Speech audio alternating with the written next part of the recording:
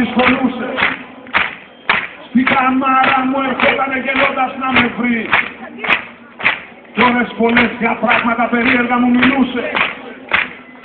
Μου λέγε πως καθίζουνε στα λίγο βαθύς και σπάτε πως χορεύοντας πίνουν την άσπρη σκόνη και έπειτα πως φωνάζουνε και πως μονολογούν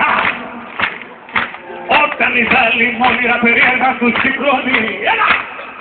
Να να να να να να να να. Όλοι!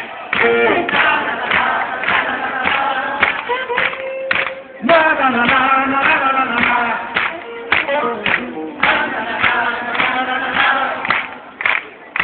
Μου λέει ακόμα ότι είδα αυτός μια νύχτα που είχε βγει ο Τάνος αντικάλπαζε στην πλάτη της θαλάσσης και πίσω θέτω τρέχανε γοργόνες με φτερά.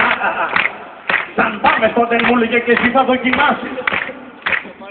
Εγώ γλυκά του χάριζα και λάμες πειρασιών και του λέγα πως το χασί στον άνθρωπο σκοτώνει και τότε αυτός συνήθιζε γελώντας τρανταχτά με το ένα χέρι του ψηλά πολύ να με σηκώνει.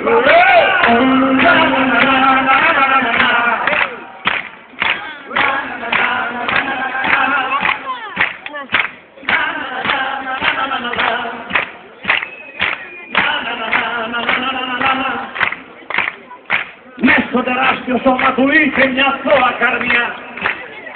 Κάποια νησιά μέσα στο Παρετίνα στη Μαρσίλια για να φυλάξει εμέναν από έναν Ισπανό. Έφαγε αυτός μια ναδιανή στην κέφαλη φωτίλια. Μια μέρα τον αφήσαμε στίχνο απ' το γέτο.